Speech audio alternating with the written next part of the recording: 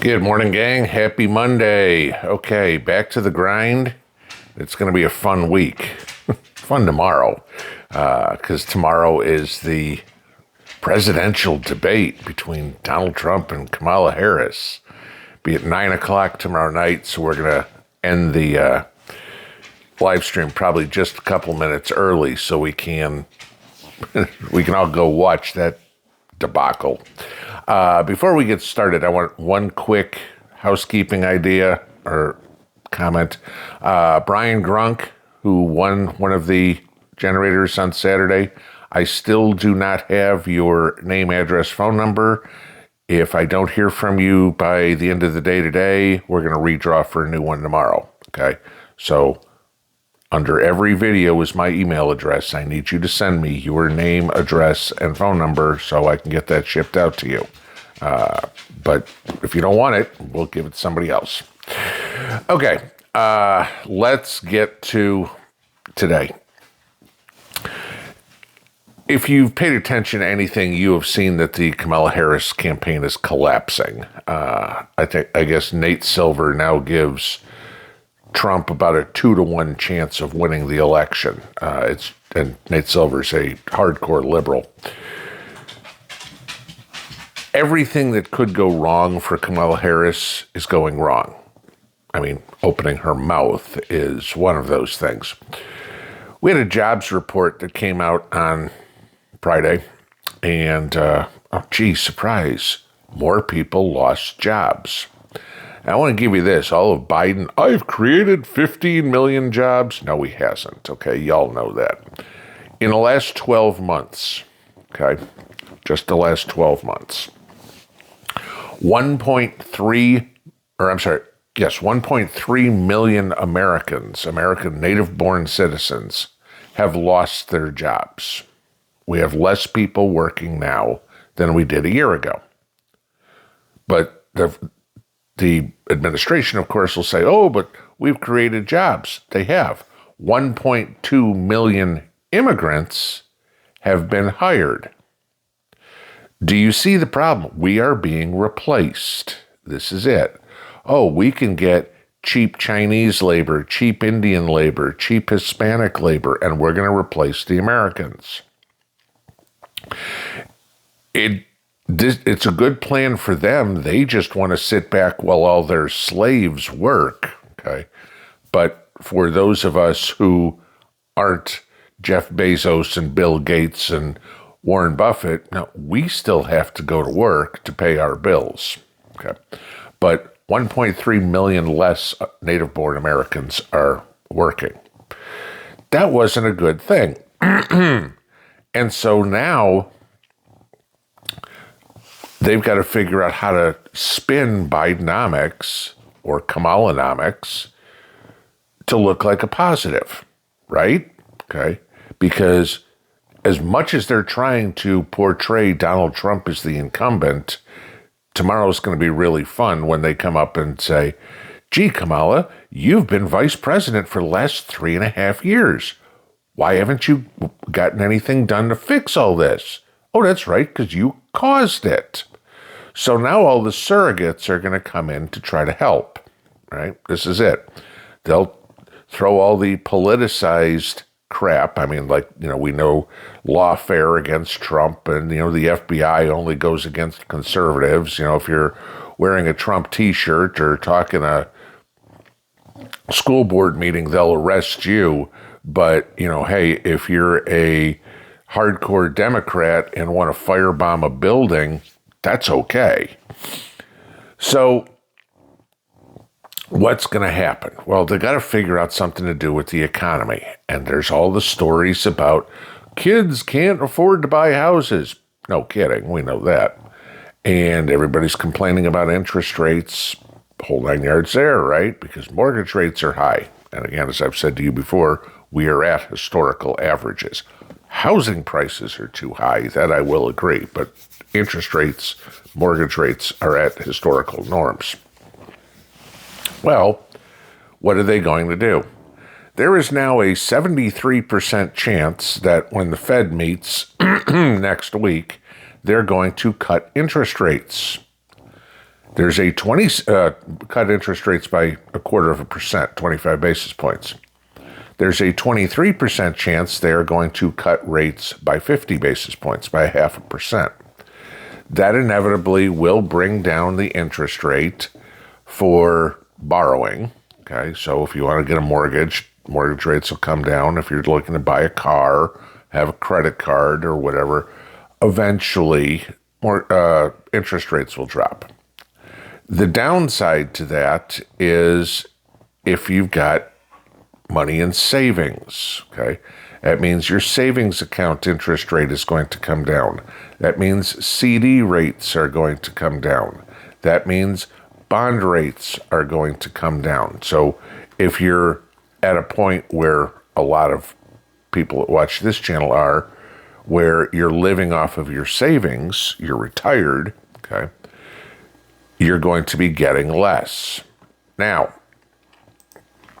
this comes into a big question of what do I do with my money? And I know a lot of you guys ask me and have for the last couple of years about the stock market, okay? And I told you 2.5 years ago that I got out of the stock market completely, all right? Nothing in, no mutual funds, no stocks, no nothing. And we paid off the house, and then anything since I've been putting in gold and silver. It's turned out to be the right decision because as much as Joe will sit there and crow how great the stock market's doing, since then, gold has outperformed the stock market. Just saying, okay? In other words, I'm getting a better return out of owning gold than I would of being invested in the S&P. Okay? Just understand that. So now we get to what's going to go on here. What do rate cuts do? Well, rate cuts usually are a boon for the stock market. Stock market will go up. Borrowing costs are less for companies, and therefore, it's more money toward the bottom line. Makes the stock market go up. It's good, right? Except we all know that the stock market is completely in froth territory here. It's not trading on fundamentals whatsoever. It's all on speculation, and that ain't gonna last. A lot of people, a lot of economists, a lot of market analysts, a lot of regular investors are expecting a huge pullback in the market, if not a crash. So that comes up to, what do I do with my money? Again, all right? And we go through this over and over and over again. Well, if the Fed cuts rates, maybe the stock market goes up. I'm going to give you this for gold, all right? Gold historically goes up when interest rates are cut. Why? Well, there's a few reasons. You have a diminished opportunity cost, okay? The cost of holding gold diminishes. You're less incentivized. You don't have any reason to hold bonds or CDs or whatever because you're not getting paid squat on them. So you go in and buy gold. Okay. You have an increased demand for that exact reason. Gee, there's no money to be made in just a savings account, an interest-bearing account, so I'm going to put it in something that's safe, and so you have a lot more people buying gold that way. Increased demand, supply and demand, economics 101, drives the price up, okay? You have the uncertainty in the markets and a drive to safe havens. This is, again, common sense. You'll start to see wilder swings in the market, more speculation, more froth with an interest rate cut, and people are like, I can't handle this volatility. I want something safe. They go to gold. Because again, see the other two reasons, there's no money to be made in the savings account. And again, let's think about what your savings account is in the first place. If you're getting 4.5% on your savings account, you're barely keeping up with inflation right now. Inflation's at 4.2. Okay. So you're barely outpacing inflation. Gold, you're pretty much locking prices in now because gold does a good job. So you start balancing out. It's like, yeah, I'm going to have some in fixed income. I'm going to have some in gold. Okay. And then, of course, you always get the historical correlation, which it's more than 90% of the time that when interest rates are cut, gold goes up. So when everybody's asking me what's going to happen with the stock market, what are we going to do? Where should we put our money? How do we protect ourselves? It still goes back to the prepper mantra of owning gold and silver. Will the stock market go up with the rate cut? Probably. Okay. Will gold and silver go up with the rate cut? Probably. Which one will outperform? That's up for anybody's question. But here's the question. Here's the main issue. On the other side of the probably, there's a maybe. Will the stock market go down? Maybe. Will gold and silver go down? Maybe. Will interest rates go down? Yes, that's a given, okay, if they cut them. But the big catch is, which is going to go down further, the stock market or gold? And inevitably, if they go down, the stock market goes down much more significantly than gold or silver. If you are at the point of wanting to protect yourself, because the next couple of months, guys, are going to be insane, just going into the election. And then I want you to think about what could possibly happen between November and January, in those 2.5 months, between a Trump victory in November and a Trump inauguration in January. Do you honestly think Biden's going to sit there and say, well, we lost, okay? No. They're going to throw the baby out with the bathwater and do everything they can to make it as difficult for Donald Trump to do anything in January. And the economy is the number one reason. Well, we're going to be out of power in 2.5 months. Let's completely burn it down. You need to be somewhere safe with your money. Because when Trump comes in, it's not like he's going to flick a switch on January 20th and say, happy days are here again. No, it's going to take time.